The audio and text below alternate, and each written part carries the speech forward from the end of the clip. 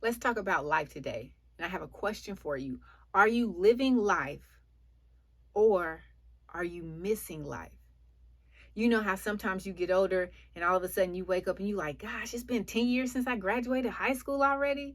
Like life will literally pass you by and it doesn't even feel like you have been living that long, like that much time has passed. One of the problems that people have is that they're reliving their past, constantly stuck in their past, whether it be good memories or bad memories. But for most of us, it's oftentimes bad memories that we're reliving instead of focusing on the present life and the future that we could have.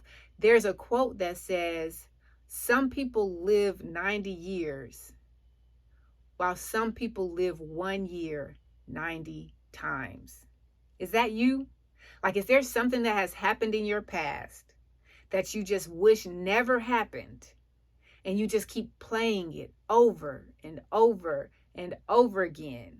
And you keep diving back into that moment. You keep diving back into those emotions. You keep diving back into those feelings. And as you're doing that, you're just sinking deeper into depression. You're sinking deeper and deeper into sadness. You're sinking into the trauma or the experience that you had. And now you're allowing it to define your present and your future. The only way that your past can define your future is if you keep reliving it. But I want you to get over it. And I'm not saying that to sound harsh or mean. I want you to overcome it. That's what I'm saying. I want you to be able to look at it, face it, accept what happened, and know that it is not meant to define who you are or who you're meant to become. But in order to do that, you got to do three things, three very important things, and they need to be daily, consistent habits so that you can move on from that experience that you had that you wish you didn't have. And you can start dreaming and hoping for the future. Because in the Bible, Jeremiah 29:11, it says, God says, I know the plans I have for you.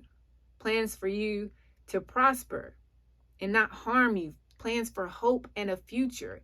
But a lot of times we're missing God's plan for our life because we keep dwelling on and reliving in a past situation that is not serving us in the present, nor is it serving us in the future. So here are three strategies that I need you to take note on and start considering to add to your daily routine. Whether you have a morning routine, an afternoon routine, or you don't even think you have a routine, everybody has a routine. It's just sitting down and realizing that what you're doing day to day is a routine, even if it's not something that you've written down before. But add this to your daily routine. Whatever experience or experiences that you've had that you just keep reverting back to, you have to look at them, you have to face them, and you have to accept that they happened and accept your role in them. A lot of times we want to play the victim. We want to sit back and say, this happened to me. Someone did this to me. But there's a role that we played in that situation. There's a role that we played in that experience and in that trauma.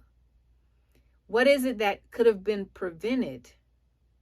Or what is it that you did that either caused the situation to happen or caused you to continue to go back to a situation that you didn't want to be in? So let me make this clear with some examples. Let's say you're in an abusive relationship and you have an abuser and they're abusing you. And you can say that I'm the victim of this abuse. But what is it that you've done to continue to be the victim?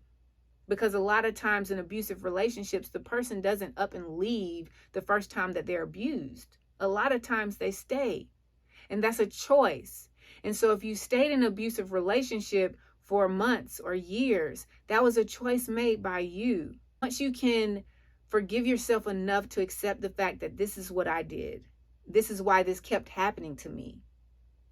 You have to face that fact. The second thing you have to do, once you've identified your role in that situation that you didn't want to be in, forgive yourself for it. Because it's so easy to carry that burden of, I wish I would have left sooner. I wish I would have never made this decision. I wish I would have never met this person. I wish I would have taken this other job instead. It's easy to get caught in that cycle of wishing. You're just going over and over and over on the wishing wheel, just like a hamster.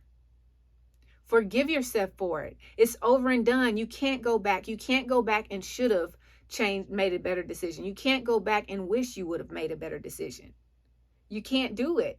You can make a better decision in the future, but in the past you can't. And knowing that should free you from the past. Knowing that you made the decision, you chose that place, you chose that moment in time. Now it's time for you to forgive yourself, because you're free to understand that even though it happened, now I can't go back. So anyone who wants to judge you or criticize you or talk about you for the choices that you made in your past, those words shouldn't even pierce you, because you freed yourself from the fact that, okay, I can't go back and change it. You can ask them, can you go back and change it? If you can go back and change it, then go back and change it. If not, then you can stop talking about it, because I'm moving on. Forgive yourself so that you can move on from that trauma, from that hurt, from that pain, from that experience that you wish would not have happened, or that life that you wish you would have escaped sooner. The last thing you have to do if you want to overcome reliving the traumas and the hurts of the past is to control your inner convos. That voice in your head, those words that you're telling yourself, the doubt, the disrespect, the disappointment, the guilt, the regrets, all those conversations, you have to control them. And how do you control them? One of the things that I like to do is, when you're in a good space mentally, is just sit down and write out a list of things that bring you joy, things that make you happy, things how you would love to see your life turn out. I like to call those my shapeshifters, your mindset management system. All you're doing is writing down all of these positives, so that when something negative comes up in your head and you're not able to control that talk and shut it down, go look at this list and read this list and condition yourself to understand that this list is possible. This list is great. This list is better than what it was that you've been through.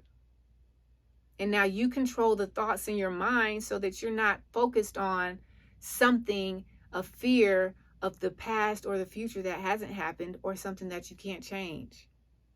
But you have to be willing to do these three things. You have to do it every day, because you've conditioned yourself every day to be in a state where you can go back to the past and then feel all the pain and all the feelings that you get from that past. Now you have to condition yourself to be able to overcome that past by acknowledging your role in the past, by forgiving yourself for the decisions you made in the past, and creating a mental conversation shifter that will allow you to control your inner thoughts, so that the negativity doesn't control your mind, but you can replace it immediately once you're aware of it with something positive. This is how you stop reliving your past and you start reliving your future. This is how you go from living 1 year 90 times to living 90 years. Don't just let life pass you by. Don't miss life. Start living life, because it's a great day to be alive.